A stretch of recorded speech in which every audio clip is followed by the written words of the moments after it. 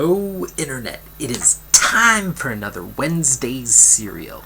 True, legit, old school Wednesday's serial. I'm going to be talking about this week's books. I'm just going to be going through them, and after setting them down, I'm going to be gestating, thinking back on it, booting up the camera, and giving you my initial impressions. The way it's supposed to be done. No mere haul video. We're talking about the dang comics here. Let's do it. Alright, Daredevil 32. We're following the serpents that have been causing Matt so much trouble, apropos his old school rival. And we end up in a brawl between some monsters and some mobsters. It gets pretty out there, but it's a fun little Halloween tie-in. We'll see where it goes. But the cliffhanger, as always, never fails to disappoint. And while taking this issue that's just moving along, there's a lot of great moments in here, and following the Jester and how he's a part of everything, along with the serpents, and kind of seeing everything. And getting to see Foggy back in action again is very much a noted relief, and something this book really takes something small like him coming back, and it just makes that moment sing. It's all just wonderful. And what makes it really notable today is that it was announced that this book will be ending relatively soon. Nobody knows if they're just going to continue with new creators, if they're going to relaunch, which seems like the most likely thing for Marvel to do. We'll see if they jump the price, most probably again. So we'll see, but few more issues and I might be done with Daredevil for a while, because it's interesting, because if they had this is a book that I think needs to be handled with a little more tender care than just your standard creator switchover, because it is such Marvel's darling book at the moment. And I think having Wade and another creator working together, at least on the writing duties for one issue as co-writers, and then handing it off kind of maybe mid-arc or something, and allowing it to move on, would be a smart editorial push to make. I know we're not as big of fans of editorial mandates right now, but something like that could be a little bigger, and just restarting Daredevil is just gonna... this book has always had such a panache and such a pickup with creative teams, and has for decades now, with a few notable slumps, but even those slumps tend to sing a little better, and it's a character that's had a really interesting ride for an incredibly long while, and now we'll see where it goes. Maybe if it just Daredevil just gets rolled in with everything else, I think we might just kind of, this might be it for the character as far as being understood the way he is, and just kind of become another Avenger offshoot book. Though I guess it's technically, now we're living this age of movie properties, and now it's forever somewhat divorced of that, so at least there's that. So I'm curious to see what happens with the character, but if they bump this book up to $3.99 with a different creative team, I can't be the only one who wouldn't be following it, considering we've been getting consistently one of the best books every month, hands down, and then they're going to want more with a different, like, who's going to make that jump? And I know Daredevil has a lot of fierce followers for a lot of good reasons, but this is one act, given all the different factors coming in right now, that might be hard to follow if Marvel decides to just go their typical route. So we'll see where that goes, but for now, there are still some months. We're basically going to get to see the last bits of Wade's run play out. There's still time. I'm sure they're going to let him, have the time to wrap up, and I'm sure the last issue will be like $8, like double size or something. But we'll see where that all goes. So it should be interesting. But if if you haven't been picking up Daredevil, this run is the best, nearest place to start back up on. It's 32 issues, and currently I just suggest going back to the trades and starting, because this very much, I mean, they're kind of been arcs, but this really has been a run more in the way that comics were written before Bendis ruined everything. And because some people recommended it, I picked up Batman and Two-Face from last week, and it's a Batman book, and it talks about the origin of Two-Face. Because you can't have character motivation outside of their origin. Yay. Really? So, despite the origin problem, because it is a problem, this book's handled fairly well. My favorite part was actually the first page, where you just have this juxtaposition of Two-Face Dent waking up and seeing it, and it's beautiful because it's 6 panels on both sides, but they're not, it's still interconnected, but it's kind of like 2 thoughts going on and almost 2 worlds interconnect. It's actually a really beautiful page. The intro of him waking up actually is my favorite part because it's so beautifully done, and I really don't know how much that has to do with Tomasi. That's really Gleason proving that he is one of the best artists at DC, because he took what should have just been the dumbest page of the month in any comic and turned it into art. Yeah. So, I don't know, I found it interesting, and I like the idea that there's this whole Gotham family thing, but then they focus on Batman, who's boring, and then they talk about the Gotham family stuff, and maybe I'm lost because I haven't been reading this book, but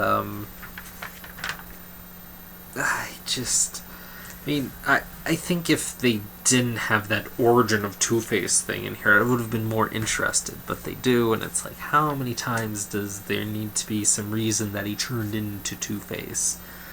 Why can't he have any motivations outside of having half of his face burned off? It feels like that's all he has going for him, and I think that it's time for him to find maybe, a couple of things to move him forward and, make him a more complicated character. Not just a one-dimensional character. Not just a two-dimensional character, but possibly a three-dimensional character. I really feeling giving him a couple of things just do wonders. It's really basic arithmetic.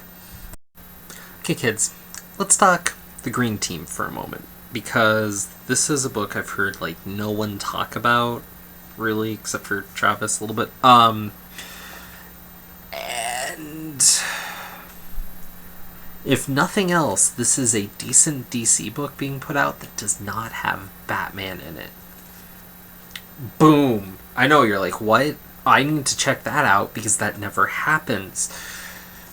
There's a couple of examples, but what's interesting about this book is that it's an alright book. And I am really enjoying it, but I should not be enjoying it as much as I am. The reason I'm enjoying it is because it has a very special place for me in the New 52. Part of the reason this book has any meaning behind it is solely because it's tied to the movement. I think it's done a little better than the movement, despite being a big Gail Simone fan. But we have Art, Baltazar, and Franco and writers, and this I.G. Guerra penciler, and it's a solid kind of super heroic book. In a way, a bit more Ultimate Final Fantasy, not Final Fantasy, a Fantastic Four. And it's interesting. It's this idea of these 1%ers that are doing something with their money, using comic book science, and they're going out and they're kind of doing some super heroic stuff, but they're doing it more in exploratory, trying to help people way, and it's not personal vendettas, it's not street vigilantism. It's like they're doing all this stuff and they're trying to do good and they're trying to explore and stuff, and they're running into bad people. Which, just the sheer heart of that, I appreciate, because too much of superheroics is too super personal and it loses the point after a while. And for that, this is essentially a superhero book without all the fancy costumes, without kind of the window dressing, but more the heart of it, more so than your average superhero comic now. And for that, it is also much more like a Wildstorm book, which is funny because DC essentially now has bought Wildstorm, and to be fair, they gave it a shot, but not really, and drove it into the ground and killed all those characters. And now this is the most similar thing to that. And to my knowledge, this is OG stuff. Like, I don't think this is someone else's prior idea that they're rehashing for the new 52. There's nothing in the credits to kind of lead you to that conclusion. I've never heard of anything like that. And what's also interesting is it inherently kind of has a juxtaposition. And I'm hoping they play on it soon, because I have a sad feeling that this book isn't long for the world, neither is The Movement, probably. And I feel like those two books, because they came out and they were supposed to be more together, from my understanding, the idea of those two, the 1%ers versus the 99 trying to help the general populace out, they create a friction by both existing, and I feel like them dealing with each other would actually, at least more directly, make for more interesting stories where you're getting this 1%ers of an idealized kind of the way a lot of superheroes are, being on one side, and then kind of getting more of the liberal, weird, underground vigilante side on the other end, and getting these to really juxtapose in a way that I think is really relevant and really could lead to some discussion and maybe some understanding on really both sides in America right now, where our wealth gap is becoming shockingly more apparent, moment by national moment, and is something that I think is ripe for discussion and literary analysis. Maybe we could have comics that talk about that, and maybe they'd actually garner more interest if they were about something. Maybe, I don't know. Crazy idea, I know. It's not like Spider-Man really got a spark in sales when they're talking about drugs and, like, doing things. It's not like when comics do that, it creates an actual hype. No, it's only when people die. It's the only time they're popular. Pretty Deadly is pretty awesome. So this is an Image #1, so get hype and sell on eBay for $100 this weekend. So there's a few things here. Like, this is another Western book, and it seems like Western's becoming big enough again that it's its own comic book genre that you can start listing books, not only that have been, that are currently coming out, which is cool. The only downside of that is, spoilers, the cliffhanger is death. I'm not sure if that's just like this character's BA, though, which I'm hoping for, or if it's death in the West again, personified, which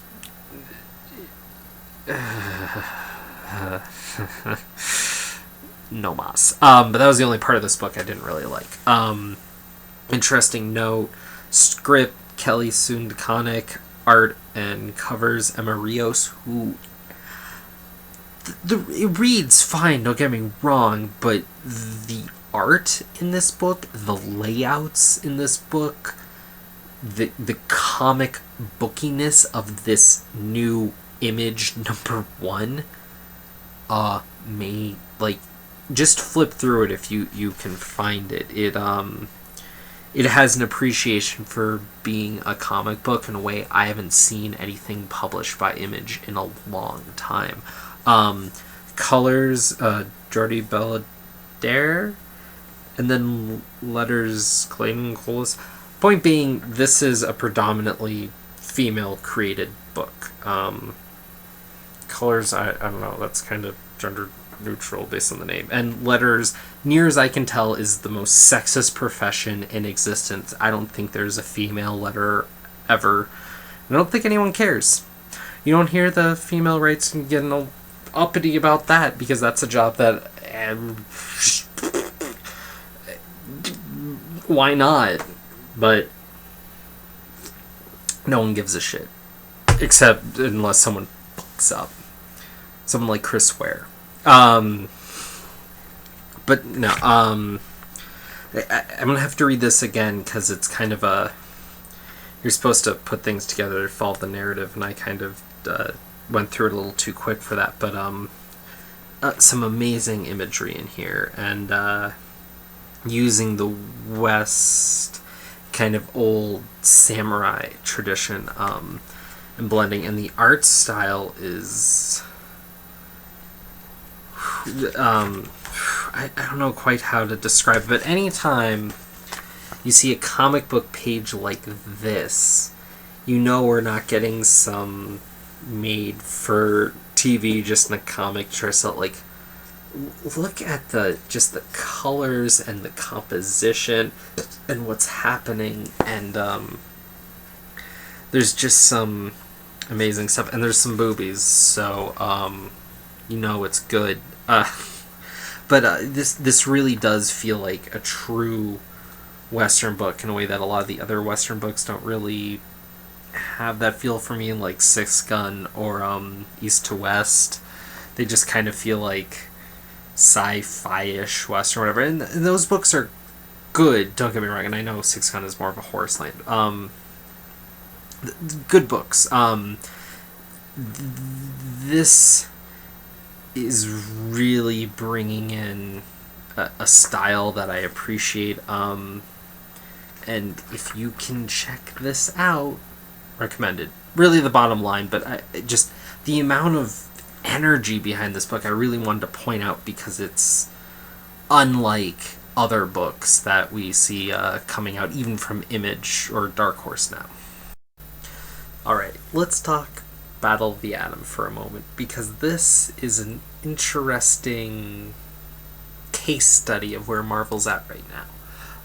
For a while now, Marvel's had a pattern where every summer for 90% of the year they have an event that is usually more Avengers related. Other books get pulled in, kind of depending on the scale they're going for, whatever. And for the longest time,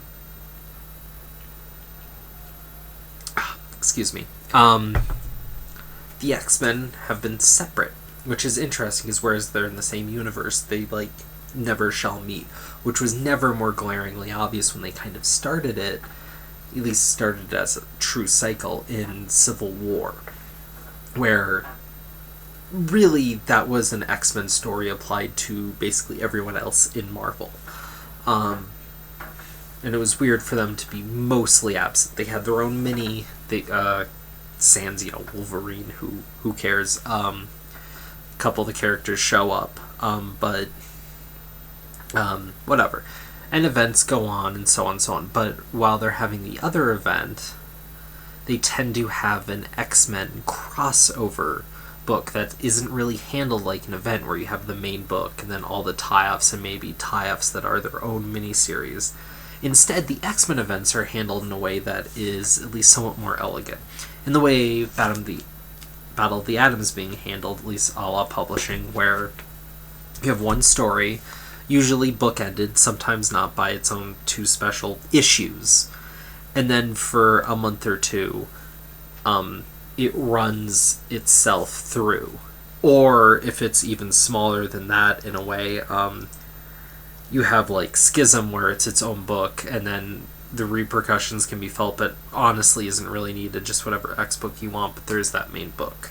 And it's only 4 issues. And so, again, despite the fact that we had AVX last year, which broke that, obviously, and was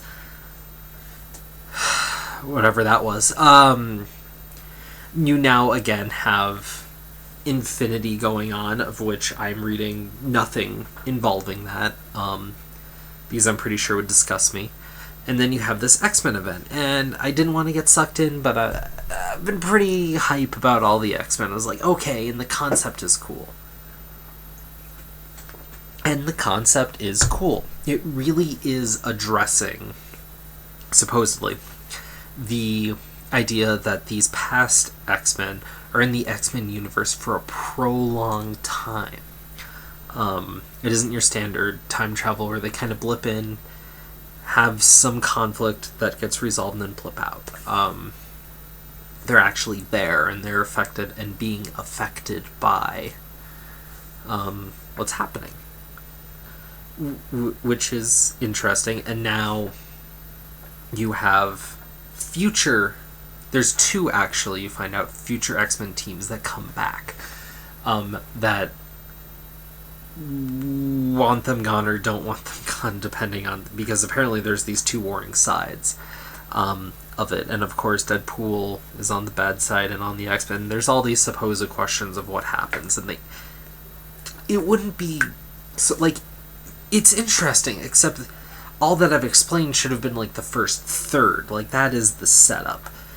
But we're there now, and now they're in this huge battle royale. They're about to go into the last bookends, the last issue of this event, and of course there'll be a month of fallout, I'm sure, because that is how comic book publishing works. But we're in this battle royale, and basically what it's come down to is the one team that wanted the old X-Men back won. They tried to transport them back, except they fail because unseen forces, the very nature of the X-Men there, and I guess while the future X-Men are there, it's not really explained, because why explain it? They couldn't transport them back, a la however they got them there in the first place. However, it was a device, a pad, but however time travel works in the X-Men universe this month. Which is problematic for a number of reasons. And this is why I want to go into it. The reason why I found this event, whereas I knew it wasn't going to be as good because Bendis was involved, no offense, Bendis is great when he's small scale. When it gets expounded, characters tend to lose their voice. The point, the ending of whatever the event is always to try to launch into a new year instead of being a story. Which is always incredibly frustrating because they never actually resolve anything. But what got me interested in this was actually less because it was an X-Men book, but because it was truly, it seemed to be, a la The Conceit, talking about the idea, the kind of ethos and ramifications of time travel via the X-Men, which seems like such a ripe idea. And what's really fascinating about this, because Battle of the Atom, when I think it's all said and done, we have one issue to go, so I can't really say for sure, but because it's come up so shallow so far, in no way can it be considered a great event, or one of the best things Marvel's done, or the best thing of X-Men since Marvel now has even started. Or even the best thing of the all-new X-Men, which this is really this whole event is just all-new X-Men with all the other X-Men dragged in, which doesn't really have an impact anymore because it's not even like any of the X-books, because sadly X-Factor's ending, X-Force isn't what X-Force should be, which is a different team. It's just all the characters that are half on one team or the other, they're all here now, whatever. And then you had an interesting minute with Shogo from X-Men. But anyways, I'm getting off track. The X-Men have a lot of precedent of time travel and people having extended ramifications there. This was handled more beautifully in 6 issues of Cable and Deadpool, in making fun of Mel Gibson in a way, with Messiah Complex, before the Messiah Complex event, which also kind of ties to that with the whole Hope thing, and Hope's there, and that was a part of AVX and all that. Basically, okay. So we're talking Cable, we're talking Hope, we're talking Rachel Summers. Basically, the entire Summers family at this point is been marred by time travel. You also have technically Captain Britain and Psylocke, though that's actually dimensional travel. If you want to break it down to science fiction terms, dimensional travel in a way has to be related to time travel, but that's different enough. But pure time travel, I mean, Wolverine's clearly been affected by it here or there, but whatever, like, Days of Future Past, all that, I mean, Bishop,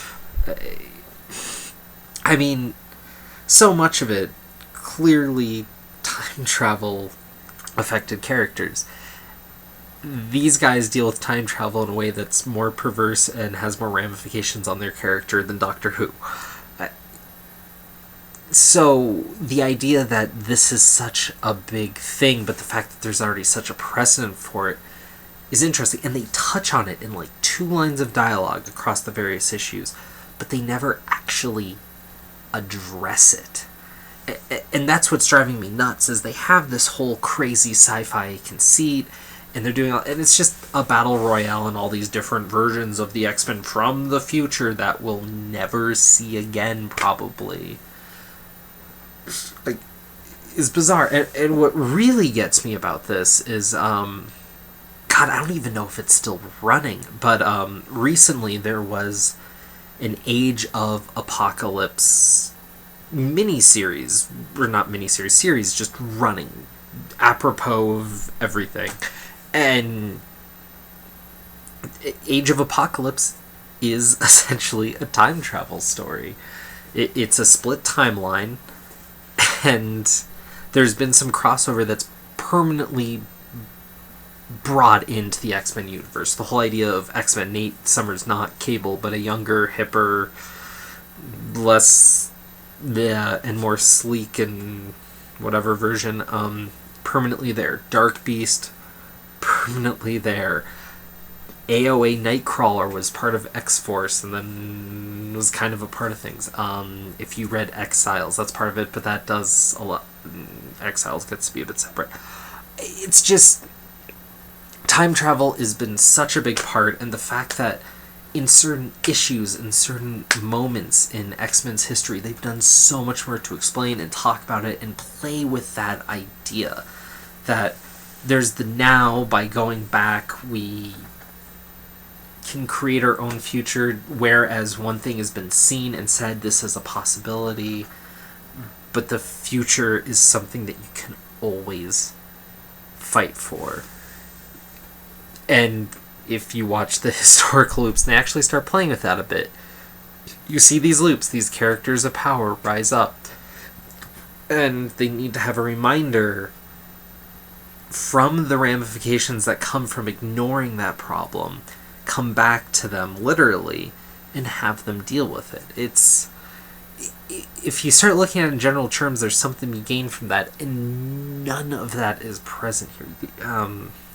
And so it's interesting. I mean, it has some fun superheroic stuff, and the most interesting part actually is basically the original Cyclops. A lot of the other original X-Men don't barely. There's some Jean stuff, but it's really Scott who's seeing this and seeing that what these people want, all these future people, he wants to be here. They're getting something there. They're learning a lot. They're seeing what's going on. He's feeling like he can make a difference here. This is where he wants to be. And he's saying, screw everything else. Because he's starting to see that these people are just unsure. And despite the fact that they've lived a life, he needs to live his. And there's something there, but it's kind of on the cusp of being anything. And so that's where this event really ends up. It's just short of being anything. Whereas all the other X-Men events of years really, like, had a story and kind of had a point. I mean, Messiah Complex is this idea that can only shelter so much, then you need to do something. And also it just had a lot of ramifications. It was a cool action story. You have Schism, which really forever has shifted X-Men. You have all this interesting stuff, and really is the division that we see now that said more than AVX ever did for our current status quo. I mean, you have Endangered Species, which really played on the idea of, they're going at the time with the idea of where mutants were in the limitation, that whole survival concept in the face of being supposedly better, and now we have this, and it's not living up to the legacy that it should have, and expectedly so. But the art is pretty, and that's what you pay $3.99 for. Then I read Rat Queens because my girlfriend wanted to pick it up. This is the female Skull Kickers. It's a comic written for, I'd assume, teenage girls that are into D&D. It reads very much like they took D&D sessions and polished it up and took all their creative cursing and D&D humor, and one of them knows how to draw pretty darn well, I guess, and they made a book which just smacks of webcomics being brought into Image Comics, I guess. It's a fun read. Not a lot to say about it. It's out there if that's your thing. I am not the audience for it because I am not a girl, and I never actually played D&D, but I can tell you I wouldn't like it. I tried other similar role-playing games, and not my bag. Part of the reason I don't like Skull Kickers, I don't find the humor in there very appealing. They're very comparable books. This one being better than Skull Kickers, though. So, at least in my opinion, but I think it'd be hard to argue. So there you go on that. Then one last book I want to talk about real quick, and that certainly is not new. Certainly is not published in a way we're most familiar with, is Funhouse, which is this autobiographical comic, and it's just all just together now. It's just a book that you can buy. It's on Amazon. That's where I found it. It's about this girl who grew up. Apparently her dad had sex with men and boys outside the marriage. Whatever. Apparently it's a pretty loveless marriage. It's about him, and he was big on restoring their home to like this Victorian age aesthetic. Kind of having them dress up. The creator came out as gay and felt upstaged by family drama. Everybody in the family is really distant. A lot of it seems to come back from the father, who was semi-abusive, was all weird about this home thing. He was also the town mortuary, and it's odd because it's also written this very pretentious way where you're going through this little girl's life, but it's this woman's, and she's recounting it purely from her perspective, and yada yada. And so the language doesn't fit. It's not it's English, but it's not the way presumably you or I or someone across the pond or anyone would really speak it. It very much smacks of someone trying to write on a very literary level, but it just doesn't work. It almost feels like she tried to have a novella of her autobiography, and it didn't take. And so she took it down to this comic book level where probably, as far as at least autobiography goes, you can usually get away with a little more, especially if it's juxtaposed with the right image. And there's some beautiful moments of that. It actually takes an idea of this unkempt lawn that as she's remembering it, you see it closer to where it's cut and clean and pretty, and how she's talking about the good moments with her dad versus the bad, and it's juxtaposed with the mowing of the lawn, when the mowing of the lawn is one of the good memories of the dad. It's there, but it's an interesting book, and if you're into the whole autobio thing, which I doubt many people watching this are, I'm not as much, but I delve there occasionally.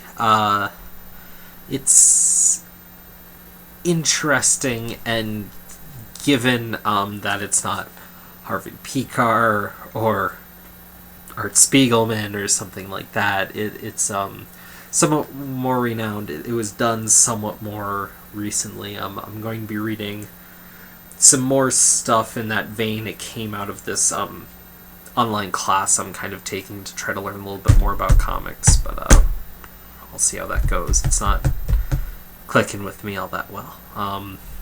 If anybody's read that, I'd like to hear your opinions on that. If anyone has more interest in talking about comics on a more academia level, I'd be interested about talking about that too. Please, you're on YouTube, you can contact me.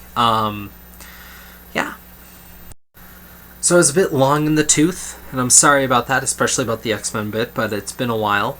And I need to talk some comics with you people. And, of course, I have been talking comics. You can see me all of the Bat Chats on DaCosta's channel. I've been doing, at least I did the inaugural episode of Comic Book Parfait with Oddfellows, and he has a group on there. A lot of my favorite people on YouTube, Travis Oddfellow Thoughts, Sleepy Reader, DaCosta, and I'd like to be hearing from some more of you as well, and so yes, please like, subscribe, comment, whatever. Question of the day is, have you read any autobiographical comics? I can talk. If so, do you like it? Do you not? What was it that you read? It's something that I'm finding a bit more intriguing, that I'm trying to branch out and look at comics a bit more as medium instead of genre of superheroes. So yeah. Cheers. Thank you if you're here and you made it to the end of the video. I'm sure there will only be 3 people, all of my analytics. And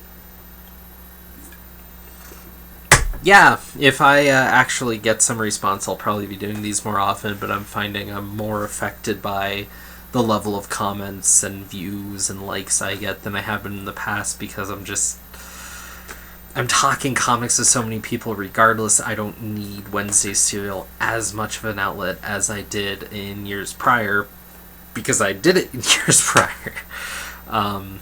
But yeah. Peace.